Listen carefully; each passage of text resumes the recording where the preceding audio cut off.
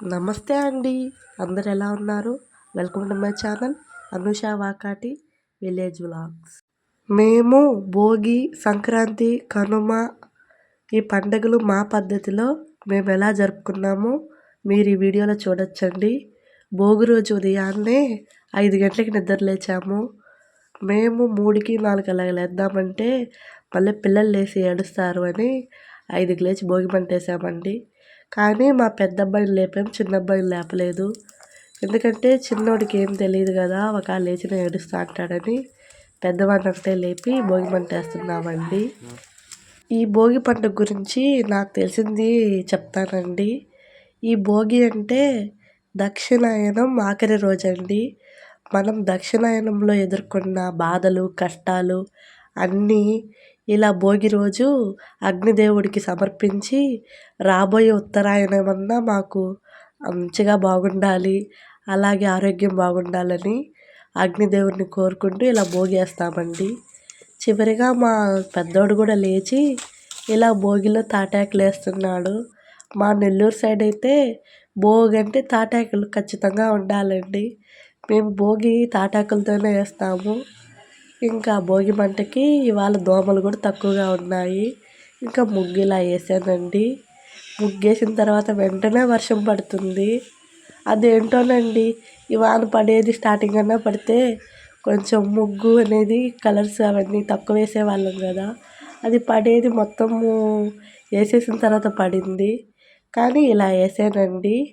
ఇంకా పిల్లలకి స్నానం చేపించేశాను. భోగి అంటే ఏ పండగన్నా కూడా ముందు పిల్లల్ని రెడీ చేసేస్తే వాళ్ళలోనే ఉంటుందండి పండగ అంతా నాకు తెలిసి. అందుకే ఏ పండుగ వచ్చినా ఫస్ట్ పిల్లల్ని రెడీ చేసేస్తాను. ఇంకా వాళ్ళు రెడీ అయ్యి ఆడుకుంటా అంటే అదేనండి సగం పండగ నాకైతేను. ఇంకా నేను స్నానం చేసి దేవుడికి దీపారాధన చేయాలి. ఇంకా దోసకి నానబెట్టున్నాను. ఇంకా దోస పోయాలి, అలాగే చికెన్ కర్రీ చేయాలి. ముందు దేవుడికి పెట్టేసుకుంటే తర్వాత ఇవన్నీ చేయొచ్చు అని ఇంకా వాళ్ళని రెడీ చేసి వాళ్ళు ఇలా వీడియో తీస్తున్నానండి.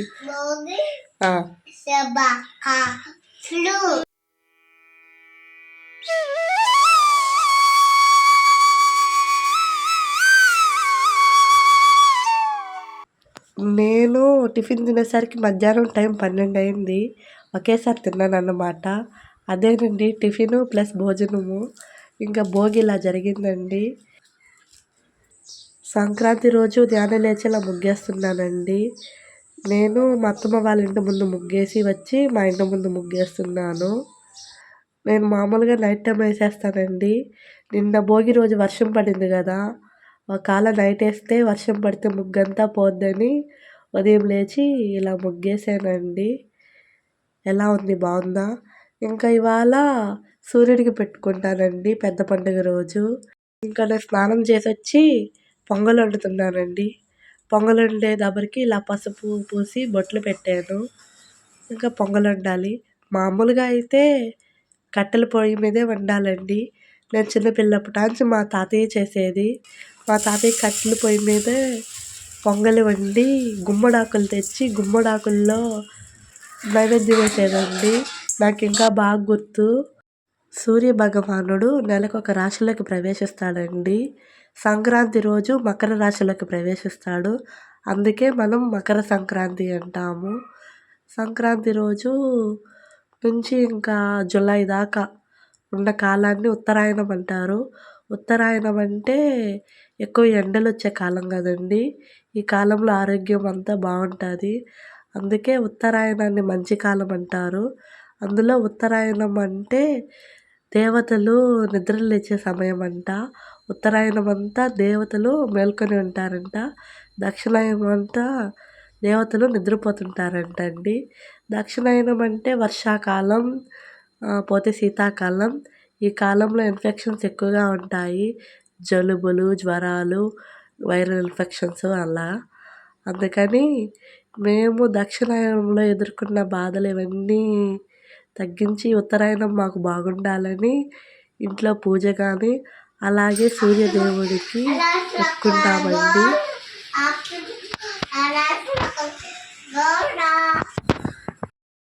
ఈ సమస్త జీవకోటికి ఆధారమే సూర్యభగవానుడు కదండీ!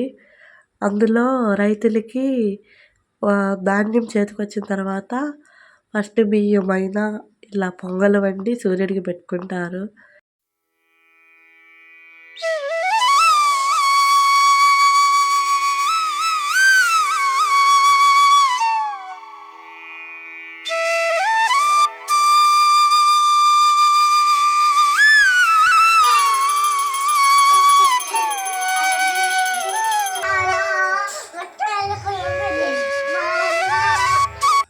మొత్తానికి పూజ అయిపోయిందండి.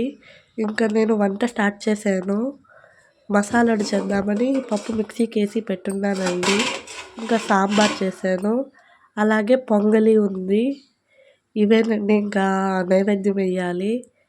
ఇంకా దేవుళ్ళకి నైవేద్యం వేసి గుమ్మడికాయ కొట్టానండి వెంకటేశ్వర స్వామికి. సంక్రాంతి రోజు సాయంత్రము అలా సరదాగా పిల్లల్ని తీసుకొని బీచ్కి వచ్చామండి. మేము వచ్చింది మైపాడు బీచ్. మా ఊరు నుంచి ఒక 5 కిలోమీటర్లు ఉంటుందండి. బీచ్కి వచ్చేసరికి పిల్లలు బీచ్ సైడ్ చూస్తూ ఆడుకుంటున్నారు. నీళ్ళకైతే అస్సలు వెళ్ళరండి, భయము. మేము కూడా వచ్చింది సరదాగా అలా చూపించుకొని కాసేపు ఉండి వెళ్దామని. మా వారికి చూస్తే ఎప్పుడు చేలో పనులేను. ఇవాళ పండగ కదా, ఇవాళ కొంచెం ఖాళీగా ఉండేసరికి ఇలా తీసుకొచ్చాడండి. ఇంటికాడే ఉంటాము ఎప్పుడు చూసినా అని తీసుకొచ్చాడు. ఇవాళ ఇంతమంది జనాభా వస్తారని నేను అసలు అనుకోలేదండి. ఉంటారు, కొంచెం తక్కువ ఉంటారు అనుకున్నాను. కానీ తీరము ఎంత పొడవుందో అంత పొడవున జనాభా ఉన్నారండి. చాలా ఎక్కువ మంది ఉన్నారు. మాకు పార్కింగ్ దగ్గరే ఒక 5 నిమిషాలు టైం పట్టింది. ఇక్కడ నేను మా జున్ను ఆడుకుంటున్నామండి. వాడికి చాలా అంటే చాలా భయం నీళ్ళంటే. ఇంకా నేను నడిపిస్తుంటే నవ్వుతూ ఆడుకుంటున్నాడండి నాతో. ఇప్పుడు మా చిన్నోళ్ళు తీసుకొచ్చానండి. అక్కడ కాలు కింద ఇసుక మొత్తం పోతుంటుంది కదా అలలు వచ్చినప్పుడు, దానికి భయపడి ఏడుస్తున్నాడు. ఇంకెందుకులే అని వచ్చి మేము గట్టునే కూర్చున్నాము. పిల్లల్ని తీసుకొచ్చినప్పుడు బీచ్ దగ్గర చాలా కేర్ఫుల్గా ఉండాలండి. వాళ్ళకి బొక్కన నీళ్ళలోకి వెళ్తున్నా చేస్తున్నా కొంచెం చూసుకోవాలి. మన సరదాలకైతే రాకూడదు పిల్లల్ని తీసుకొని. మునగాలి అన్న ఉద్దేశంతో ఎప్పుడు రాకూడదు.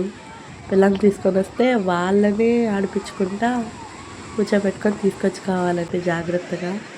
ఇంకా మేము అంతా కూర్చొని అక్కడ ఇసుకలో నేను, పెద్దోడు, చిన్నోడు ఇలా ఇసుక గూళ్ళు కడుతున్నామండి.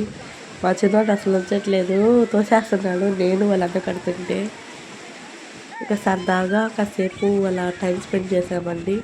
మా సంక్రాంతి అయితే ఇలా చేసుకున్నాము. కనుమ రోజు ఇలా రథం ముగ్గులు వేసానండి. రథం ముగ్గులేసి దారం కూడా వేసాను రథం లాగేదానికి.